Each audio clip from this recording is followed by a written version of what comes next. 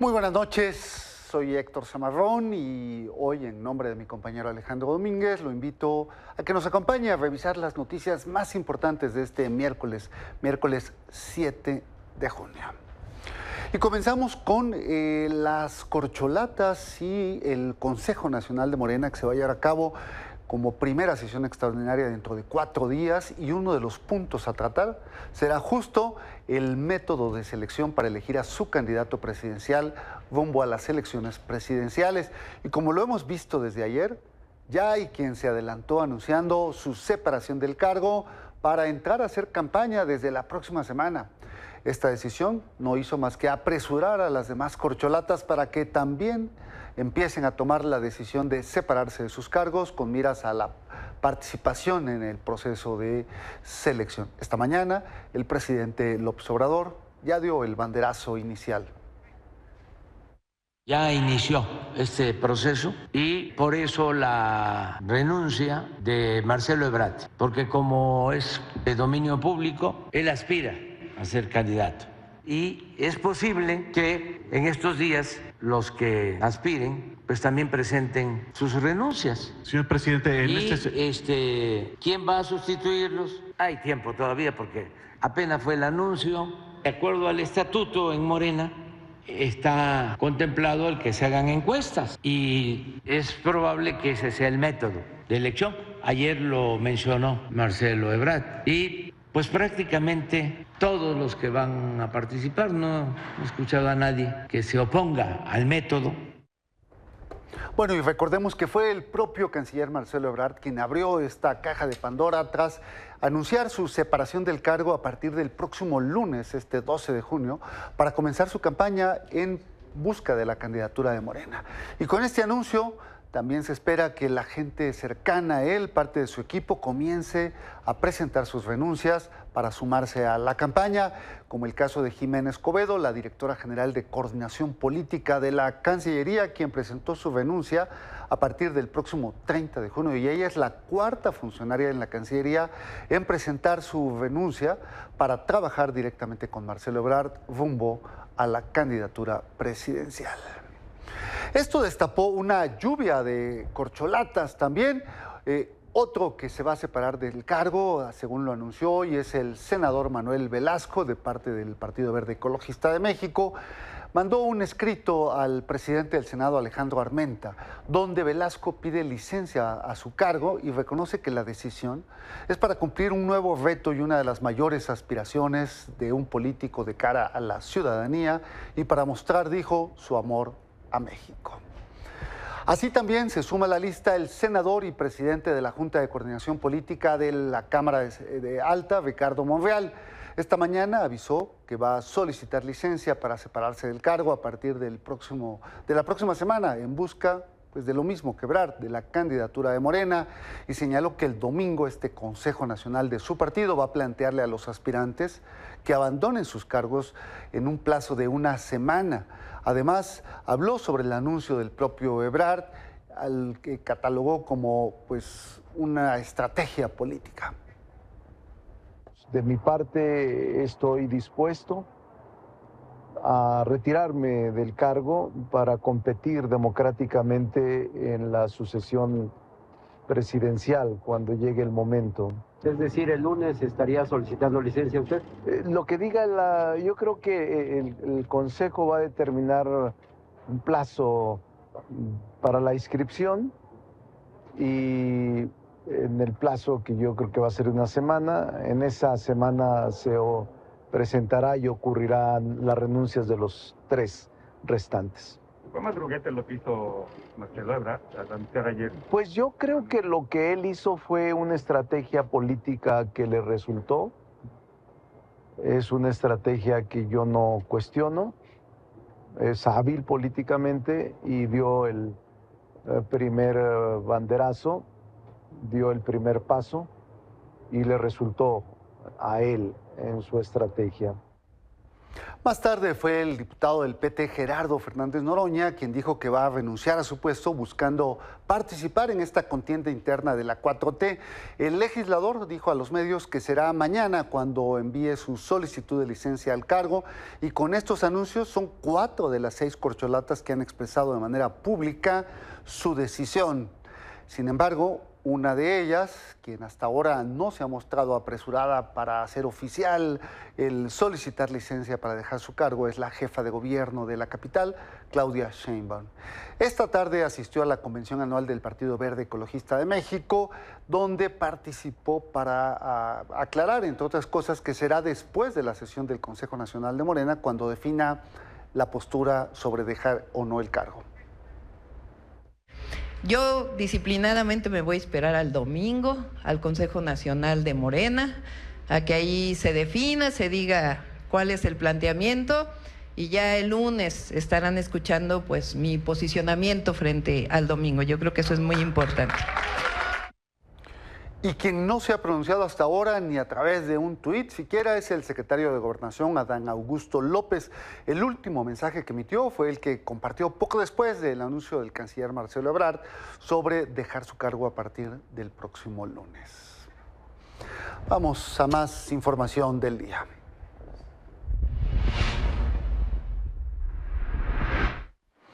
Emma Coronel Aispuro, la esposa del narcotraficante Joaquín El Chapo Guzmán, salió de prisión y fue trasladada a una casa llamada Casa de Transición para Reos en Los Ángeles, California, para que ahí pase lo que le queda de condena por participar en actividades de narcotráfico y lavado de dinero para el cártel de Sinaloa. De acuerdo con lo que informó el Buró Federal de Prisiones de Estados Unidos, Coronel está en este lugar de reinserción social, lo que facilita la transición a la libertad para aquellos internos que se encuentran en la etapa final de sus sentencias. Tras haber pasado 15 meses en prisión de mínima seguridad, Emma Coronel, quien tiene 33 años de edad, será liberada el próximo 13 de septiembre. La Fiscalía General de la República busca que el exprocurador Jesús Murillo Caram obtenga una pena de 82 años de prisión por el caso de los 43 normalistas desaparecidos en Ayotzinapa. La Unidad Especial de Investigación y Litigación para el caso Ayotzinapa presentó un escrito de acusación en contra del extitular de la entonces Procuraduría General de la República, donde lo señala como culpable de varios delitos, y por ello la Fiscalía pide una condena de 82 años de prisión repartidos de la siguiente manera: 60 años por desaparición forzada, 12 por tortura y 10 por delitos contra la administración de justicia. Y en otras noticias, el presidente Andrés Manuel López Obrador reconoció que hubo un posible ajusticiamiento en el caso de Nuevo Laredo, Tamaulipas, donde elementos del ejército detuvieron a 5 personas que aparecieron muertas más tarde. En su conferencia mañanera de hoy, el titular del Ejecutivo Federal informó que la Fiscalía General ya inició las investigaciones por esta presunta ejecución extrajudicial por parte de elementos de la Sedena, y dijo que se va a poner a disposición de las autoridades a todos los elementos implicados en el caso, un caso que consideró aislado, pues López Obrador resaltó que desde su gobierno no se ordenan masacres como sucedía en gobiernos anteriores. ¿Qué reporte le dieron hoy en la reunión de Gabinete de Seguridad sobre lo que vimos ayer, el video de lo que sucedió en Nuevo Laredo con la Sedena? Sí, me informaron y ya se está actuando. Al parecer sí hubo ajusticiamiento y eso no se puede permitir. Nosotros no somos iguales a los anteriores gobiernos. Tiene que castigarse a los responsables. Y ya se inició el proceso para profundizar en la investigación y ya están a punto de ponerse a disposición los responsables de las autoridades competentes. Todos los que participaron. Pues exceso de fuerza, violencia, buscando enfrentar la violencia con la violencia. Se va a analizar, pero de entrada la misma Secretaría de la Defensa está recomendando que se actúe por el presunto delito de ejecución extrajudicial. Al respecto, la Fiscalía General de la República dijo investigar desde mayo pasado el actuar de varios militares adscritos a Nuevo Laredo, Tamaulipas, que presuntamente participaron en esta ejecución extrajudicial de civiles que fue cometida el 18 de mayo y que fue grabada por una cámara de seguridad. La carpeta de investigación se inició horas después de los sucesos, pesquisa que se encuentra en manos de la delegación de la Fiscalía en Tamaulipas, la cual pidió apoyo de las autoridades de la Sedena para entrevistar a los soldados involucrados. El personal ministerial también se ha dedicado a recabar imágenes de diversas cámaras de video que pudieron haber captado los sucesos antes de que se llevara a cabo esta supuesta ejecución extrajudicial. Datos de prueba que se han ido integrando a la carpeta por estos acontecimientos del, le reitero, el 18 de mayo. Sobre el mismo tema, la Comisión Nacional de los Derechos Humanos informó que va a mantenerse atenta a las investigaciones por la muerte de estas 5 personas en Nuevo Laredo para garantizar que los hechos se esclarezcan. En un comunicado, la comisión asegura que se mantendrá atenta a las investigaciones de la Sedena y de la Fiscalía a efecto de garantizar el pleno esclarecimiento de los hechos y el acceso a la justicia de las personas que resultaron víctimas de estos acontecimientos. Y la oficina en México del Alto Comisionado de las Naciones Unidas para Derechos Humanos también demandó al gobierno mexicano que haga una investigación exhaustiva para aclarar esta presunta ejecución extrajudicial de 5 personas. A través de sus redes sociales, el organismo internacional externó su preocupación por estos acontecimientos que involucran a personal de la Sedena y reconoció la intención del presidente para investigar y sancionar estos hechos, de acuerdo con sus declaraciones que hizo el propio presidente esta mañana. Bueno, cambiamos de información. El gobernador de Sonora, Alfonso Durazo, confirmó que en México sí hay presencia de fentanilo, aunque, aclaró, se ha detectado en cuerpos de personas asesinadas. Así fue como lo explicó. En algunos de los cuerpos de personas que han sido asesinadas, privadas de la vida, se han encontrado restos de fentanilo. Y eso es lo que nos lleva a la conclusión que se empieza a presentar el fenómeno de consumo de fentanilo. No es en este momento un problema ni mayor ni dominante. Sin embargo, nos pone en alerta el hecho de que ya en algunos de los cuerpos de personas privadas de la libertad se registren restos de esta sustancia. Bueno, y en más sobre este tema, los agentes de aduanas y protección fronteriza, el CBP, continúan trabajando en el decomiso de esta droga. En este caso decomisaron en un periodo de 6 días 950,750 pastillas en el cruce de Nogales, Arizona, entre otro tipo de drogas. El director del puerto fronterizo, Michael Humphrey, informó que a su vez aseguraron también un rifle tipo Barrett y reconoce que esta arma probablemente iba hacia una organización criminal transnacional en México. Y quien se reunió esta tarde con un funcionario de Estados Unidos fue el presidente López Obrador. Recibió al secretario de Transportes de EU, Pete Buttigieg, quien acudió para tratar, dijo López Obrador, de manera respetuosa y propositiva el regreso a la categoría 1 en seguridad aérea. El mandatario mencionó que también abordaron el tema de traslado de las aerolíneas de carga al AIFA, aunque hasta ahora no se han proporcionado mayores detalles de esta reunión. Bueno, y en otras noticias, la vaquita marina es uno de los mamíferos más amenazados del mundo, pero tal parece que las nuevas medidas de conservación han beneficiado o han preservado su hábitat.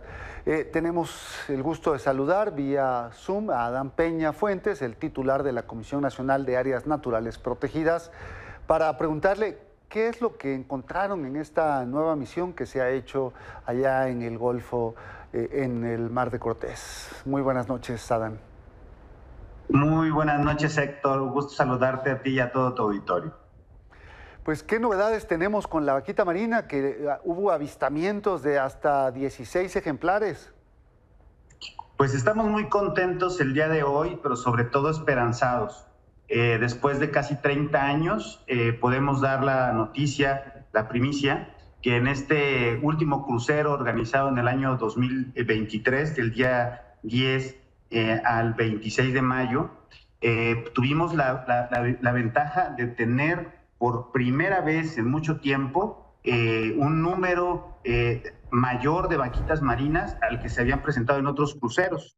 Fíjate que si comparamos los datos de 2021, en 21 solamente tuvimos 26 detecciones acústicas y este año tuvimos 61 detecciones acústicas. En el año 2021 tuvimos solamente 8 avistamientos y este año tuvimos 16 avistamientos. Después de hacer un análisis metodológico, los especialistas identificaron que puede haber entre 10 y 13 como mínimo. O sea, pueden haber muchas más. Y que en el año 2021 solamente fueron 8. Pero esto no es solamente una casualidad, estimado Héctor, sino que fue una acción del gobierno de México la que llevó a que tuviéramos estos números. ¿Sabes qué hicimos? Mediante el trabajo con la Secretaría de Marina, colocamos bloques de concreto con unas varillas que hacen que 193 en el polígono de cero tolerancia, o sea, no se puede hacer nada de pesca. Colocamos estos artefactos y ¿qué crees? Redujimos el 90% de las redes ilegales en esa zona. Que es la principal amenaza para la vaquita marina, la pesca de otras especies, ¿no? Entre ellas la totuaba. Es correcto, pero la cifra que estamos presentando hoy es porque el año pasado, junto con la Secretaría de Marina, colocamos estos bloques y entonces como en esos lugares tienen que echar las redes, se atoran y son redes que cuestan entre 150, 250 mil pesos, ya no se están arriesgando a colocarlas. Entonces la vaquita, ella no se enreda en estos mecanismos, lo que sí impide estos mecanismos es que haya redes y por ende tienen más área de nado y de protección efectiva. Ha resultado un mecanismo eficiente para proteger el hábitat de esta especie. ¿Piensan poner más de este tipo de postes? Es correcto, vamos a poner más bloques de concreto, claro, en diálogo con las comunidades de pescadores para ampliar el polígono cero tolerancia, estamos analizándolo. Hoy comenzamos los trabajos ya para colocar más bloques. Adán Peña, no sé si llamarle expedición o crucero, como se denomina, está integrado por científicos de distintas nacionalidades, entendemos. Informarte, Héctor, a ti y a todo el auditorio que esta expedición no está integrada solamente por expertos mexicanos, sino por expertos de la organización Sea Shepherd, que participaron y que les agradecemos mucho porque apoyaron con 2 embarcaciones, para el tema de observación visual. También participaron expertos de la NOAA, que es la Organización de Océanos de Estados Unidos, y expertos de Canadá. O sea, son expertos independientes, no solamente es no son datos que construye el gobierno mexicano. Exactamente, es una evaluación también internacional. En esa sí participa la Comisión Nacional de Naturales Protegidas, como en la parte auditiva, porque tenemos en el doctor Armando Jaramillo, al experto más importante en detección acústica del planeta, del mundo. Entonces, Armando participa como experto de la comisión y de la Secretaría de Medio Ambiente y Recursos Naturales, y los demás son externos. También generamos capacidades porque estamos capacitando 20 personas para que se vuelvan expertas en identificación y monitoreo de este tipo de animales marinos.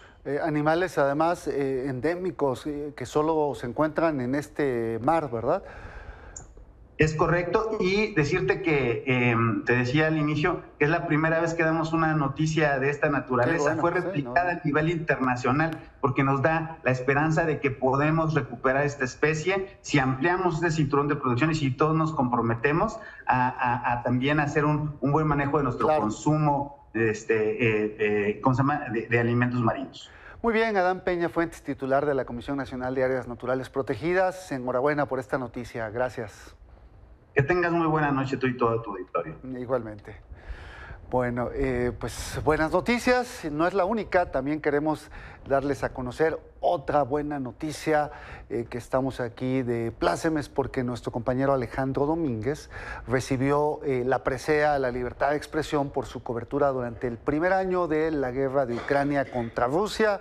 La premiación se hizo en Veracruz esta tarde, razón por la cual me encuentro yo en este espacio, y este fue el momento, y esto fue lo que dijo Alex.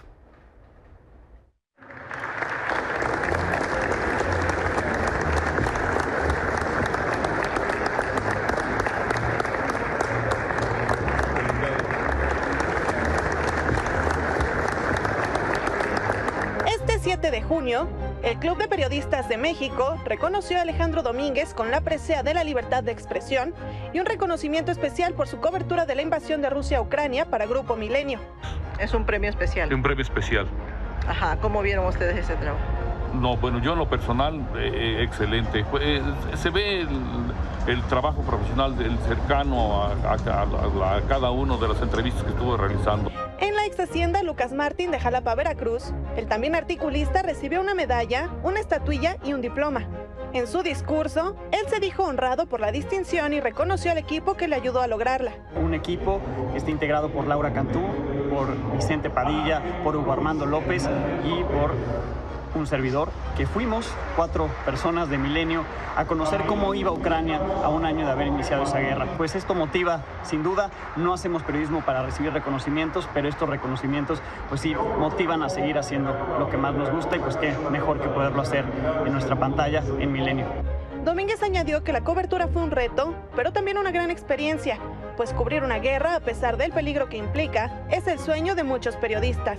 Recuerdo cómo sentimos ese temor cuando la primera vez que escuchamos la alerta antiaérea, ¿no? Que había una amenaza que venía desde los enemigos de Ucrania, es decir, desde los rusos, y que se dirigía a Kiev. Y al final de cuentas nos dimos a la tarea de documentar lo que vivía la gente justo en esa extraña normalidad en la que suena la alerta antiaérea y siguen con sus vidas, siguen con el día a día como si nada estuviera ocurriendo. En la ceremonia, además de conmemorar el Día de la Libertad de Expresión, los periodistas reclamaron que en Veracruz sigan impunes más de 30 homicidios de compañeros del gremio y homenajearon con un minuto de aplausos la memoria del periodista Ricardo Rocha, quien falleció el domingo pasado. Con el maestro Ricardo Rocha, que desgraciadamente falleció, les pedí un aplauso también. Desde Veracruz, con información de Isabel Zamudio, Milenio Noticias. Pues felicitaciones también a nuestro compañero Alejandro Domínguez. Vamos a una pausa y volvemos con más.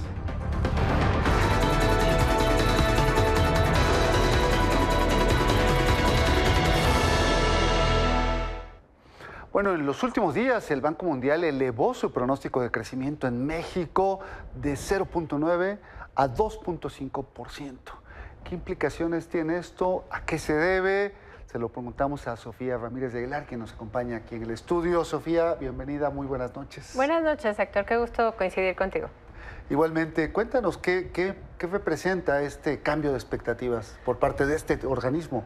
Claro, la verdad es que han sido paulatinas. En el caso del Banco Mundial, de repente se nos van al doble las expectativas de crecimiento, de menos de 1% a más de 2%, lo cual suena pues, muy llamativo, no deja de ser buenas noticias.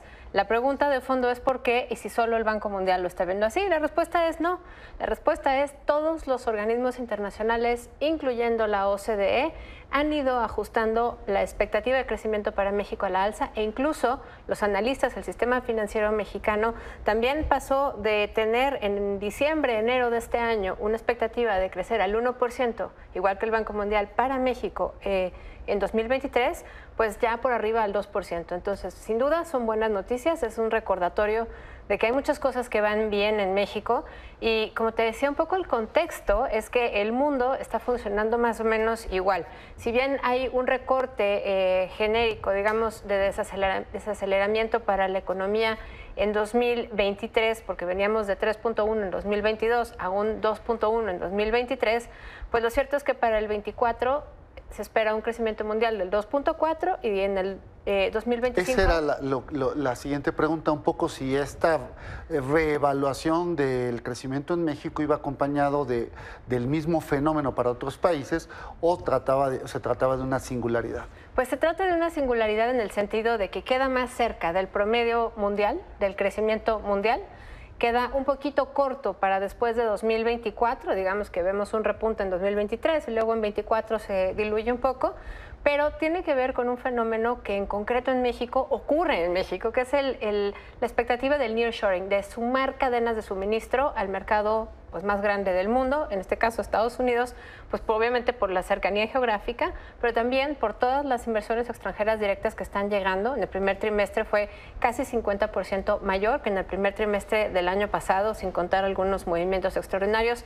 Los menos optimistas dicen, pero es que no son inversiones nuevas, son reinversión de utilidades, pero siempre podrían haberse llevado, digamos, a sus... una toma de utilidades. Claro, a sus oficinas centrales y pareciera ser como una buena apuesta de decir el nearshoring está llegando. Creo que otro de los rubros importantes por los cuales, digamos, esta expectativa de crecimiento se mantiene es el crecimiento en Estados Unidos. Hemos visto los últimos indicadores de empleo en Estados Unidos todavía sobrepasan la expectativa de ralentización de la economía, es decir, se sigue creando más empleo y a pesar de que aumentó un poquito el desempleo, también aumentaron las vacantes, lo cual quiere decir pues, que hay un mercado laboral dinámico. Y por otro lado, el crédito al consumo tampoco se ha disminuido en la medida en la que se esperaba que cayera. Entonces, el crecimiento de Estados Unidos es otro elemento importante, pues porque el comercio exterior de México con ese país equivale más o menos al 80% de nuestra economía. Un tercer elemento es que la inflación está cediendo, no solamente en México, sino en el mundo. Pero en el caso mexicano tenemos una inflación que ya se acerca mucho más a lo que vendríamos esperando, digamos, desde las expectativas del Banco de México del cierre del año. Estamos hablando que en abril tuvimos una inflación del 6% y en el componente subyacente, que es el que responde a los precios de mercado, estaba en 7.45. Y mañana a las 6 de la mañana el INEGI nos va a dar cuenta de cómo nos fue en mayo y la verdad es que el mercado está optimista, espera que disminuya por debajo del 6%. Que haya una baja. Deja preguntarte por las obras de infraestructura que se están construyendo, por ejemplo, el tren interoceánico, estas zonas con facilidades para la inversión justo en todos los corredores comerciales, tanto en las fronteras como en el Istmo. ¿Tendrán alguna implicación en estos datos? Mira, me parece que es más bien la expectativa de que siga habiendo nearshoring y por lo tanto sigan aumentando las exportaciones. En concreto, en las obras de infraestructura, esta administración sí ha visto un aumento en el gasto de infraestructura, pero no tenemos muy claro que esta obra vaya a terminar pronto. Una vez que tú empiezas una obra, pues tienes un periodo de maduración de la inversión, aunque las vías del tren ya estén allí, pues obviamente hay que adecuar los caminos a los puertos, puertos mismos, Coatzacoalcos, pues recibe petróleo, no recibe mercancías, eficientar la logística, las aduanas y un largo etcétera, que hace que, bueno, pues obviamente esta sea el primer paso, pero hay muchos rubros en los cuales habrá que ir trabajando antes de poder pensar que somos realmente competitivos con Panamá, porque el transporte en barco sigue siendo más barato que el tren, y el tren pues más barato que la carretera, y tú sabes que en México el 65% de las exportaciones se hacen por carretera, entonces vamos ampliando las capacidades en tren. Bueno, muchísimas gracias, Sofía. Ya estaremos viendo mañana qué nos dice el INEGI. Muchas gracias, Héctor. A ti. Bueno, hacemos una pausa y volvemos con más información.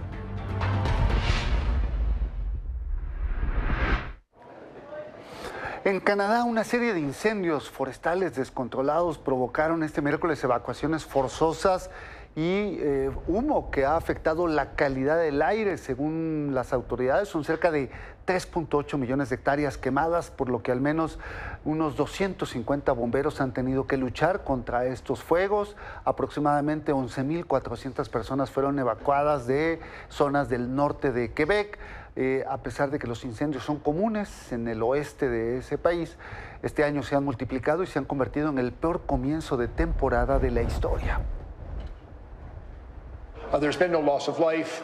There has been what we call wildfire interface, where it's impacted on communities and people have had to be evacuated, but by a number of different measures. Certainly this has been one of our most challenging years on record, and what we are seeing, particularly today with the wildfires that are taking place in Quebec, the smoke impact, the impact on air quality, not just in Canada, but right across the eastern portion of North America is very significant. I think by all measures, this is perhaps the worst year that we have experienced with wildfires as long as we've been keeping records. Pero además de Canadá, también ha resultado afectado por los incendios Estados Unidos. Casi 100 millones de personas en ese país están enfrentando cielos contaminados, nublados. Más de una decena de estados están en alerta. Las autoridades pidieron a los residentes evitar actividades al aire libre. Y Nueva York se oscureció este miércoles en unas cuantas horas, provocando altos grados de contaminación del aire. Al respecto, el alcalde de la ciudad, Eric Adams, dijo que el índice de calidad del aire llegó a 484 puntos, una condición muy peligrosa y el más alto registrado desde los años 60. Vemos esta imagen progresiva de cómo ha ido cambiando a lo largo de este miércoles la calidad del aire desde las 11 de la mañana hasta poco después de las 2 de la tarde, provocando estos cielos con tonalidades naranjas que tienen pues a los Estados Unidos muy preocupados. En más información, el volcán Kilauea, ubicado allá en Hawái, hizo erupción esta mañana. Su actividad fue detectada por el Observatorio Volcánico en imágenes de sus cámaras web en la cumbre del cráter. El Servicio Geológico de los Estados Unidos informó que los flujos de lava se limitan al suelo del cráter, aunque activó una alerta roja para la aviación civil en esa zona por las posibles consecuencias de esta erupción.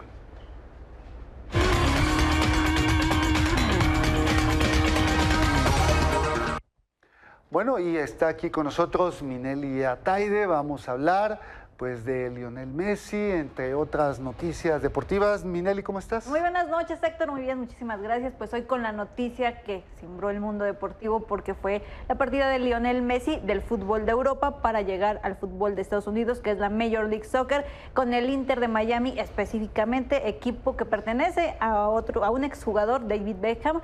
Se dice que ganará entre 40 y 50 millones de dólares, Héctor. O sea, imagínate la cifra. Eran varios los pretendientes de Lionel Messi. Incluso se decía que en Arabia le iban a ofrecer hasta 300 millones de dólares. Allá donde está precisamente Ronaldo. Exactamente, Cristiano Ronaldo, Karim Benzema, que acaba de llegar. Realmente se está terminando una época importante para jugadores que han marcado justamente el fútbol actual y que están diciendo adiós, pero diciendo adiós a Europa, y se van obviamente por bolsas importantes. En esta ocasión sí, Lionel Messi afirma que no aceptó la oferta de Arabia porque él ve más por su situación personal, que él quiere como estar más tranquilo. Hay una declaración que da justamente antes de pues decir adiós a España, en la que menciona que él quiere disfrutar el fútbol de manera diferente y sobre todo disfrutar el día a día, lo cual pues obviamente será distinto en Estados Unidos, porque habiendo una serie de obviamente otros deportes que marcan el fútbol en Estados Unidos, como la NBA, ¿no? Con el Heat de Miami, justamente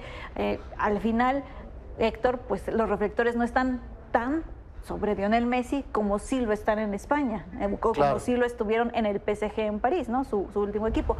Y veamos, Héctor, justamente los detalles de este contrato millonario de Lionel Messi con el Inter de Miami. Firma hasta 2026 con opción de extender su contrato por 2 años más. Renovará año tras año, obviamente una cláusula de salida cada año, también entre 40 y 50 millones de dólares por temporada. Ya lo dará a conocer en su momento la Major League Soccer, porque ellos son bastante transparentes en ese aspecto. También se le dará ingresos por derechos de televisión, por ser jugador franquicia, obviamente, y también se hablaba por la venta de playeras, que ese es un punto extra también en pues la economía de Lionel Messi. Así es que todo esto fue lo que decantó obviamente a Lionel para que se fuera con el Inter de Miami. Así uno de los astros del fútbol. Y el cierre de una época del fútbol europeo, como bien decías, ¿no? Adiós a ese Barcelona y a ese Real Madrid de otras épocas. Sí, exactamente, dice adiós, y sin duda alguna pues marca una época de los más importantes futbolistas de los últimos tiempos. Se dice que el más importante para muchos. Y bueno, Héctor, también cambiamos rápidamente de tema, porque México le va ganando 2-0 a Guatemala en partido amistoso disputado en el estadio Kraken de Mazatlán.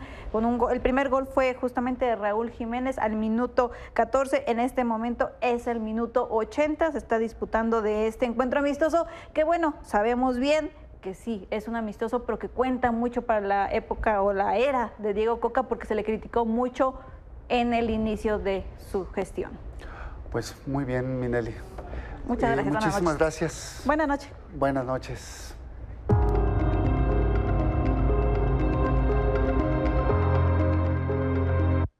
Bueno, ya se lo comentábamos más temprano, las fuertes lluvias de esta tarde aquí en la zona metropolitana del Valle de México han provocado desbordamientos y pues un descontrol del tráfico y la circulación. Estas imágenes que vemos son de Naucalpan, donde el agua ha desbordado la corriente de uno de los ríos que cruzan esa demarcación. No se han dado más detalles, pero en los siguientes espacios informativos de Milenio tendrá usted el reporte de lo que suceda con puntualidad. Y con esto nos despedimos, lo dejamos con Carlos Marín en El Asalto a la Razón. Muy buenas noches. Encuentra toda la información de Milenio en nuestro canal de YouTube, suscríbete y activa la campanita.